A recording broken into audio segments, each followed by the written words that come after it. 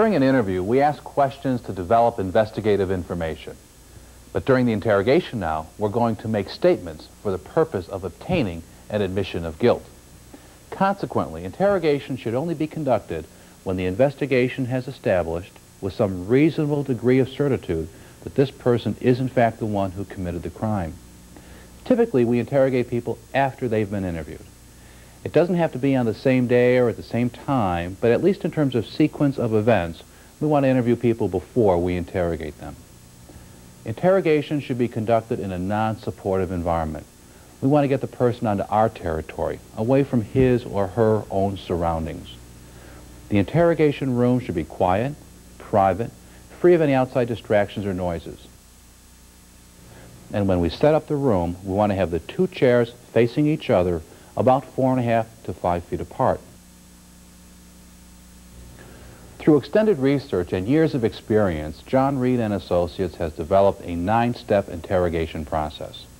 These 9 steps are as follows. Step number 1, the positive confrontation. Step number 2, theme development. Step number 3, handling denials. Step number 4, overcoming objections. Step number 5, procurement of the suspect's attention. Step number 6, handling the suspect's passive mood. Step number 7, presenting the alternative question. Step number 8, the oral confession. And finally, step number 9, the written confession. Let's take a look at how each one of these steps can help you develop the admission of guilt. Step number 1 is the positive confrontation. At the beginning of the interrogation, the investigator enters the room, stands about 3 or 4 feet away from the suspect, looking down on the suspect, and in a very direct and unequivocal way accuses him or her of committing the crime.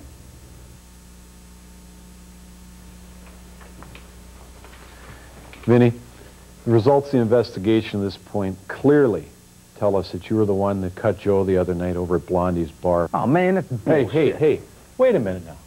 Let's sit down and try to work this thing out. Following the accusation, the investigator should sit down and begin step number 2, theme development. During the theme, we offer to the suspect psychological justification for the commission of the crime.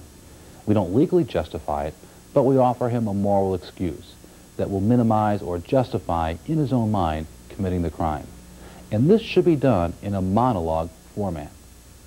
And you don't. You've never had any trouble. You don't even have a speeding ticket. You work full-time. You're trying to make an honest living. And what that tells me is you're not a bad person. You're not the kind of person going around looking for trouble or looking for fights. You know, the other thing I wanted to tell you is in 13 years of being a cop, I've learned a couple things about people that go to bars. And that is there's 2 types. The first one is like you. You go into the bar, you're going to meet some friends, you're going to have some beers, kick back a little bit and just relax. And you never cause any problems. And the other are the people that go there looking for trouble and looking to rip people off. I didn't go there looking for trouble. Wait a minute. But Joe was. Joe's a hustler. He's been in different bars, he's causing problems, and he's getting into fights wherever the guy goes. Now, you know, the other thing I've learned during this time as a cop is that when these things happen in the bars, they're never planned. You know, people are sitting around, they're having a couple of beers, and all of a sudden, here comes Mr. Troublemaker. Says some smart comment about their wife or their girlfriend, and boom, it happens.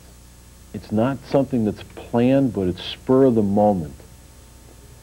You know, you went there that night to have a good time. That's right. I went there to have a good time. Right. And that says a lot about you. What it tells me is what happened that night, you didn't plan to have it happen. It just happened on spur of the moment because you were angry, you had all your friends around, you're drinking beer, you're shooting some pool, you're not winning a lot, but you're not losing a lot. And now here comes Joe. And the next thing you know, you're 10 bucks behind. Then you're 20 bucks behind. And as you keep going, you're having a couple more beers, you're losing more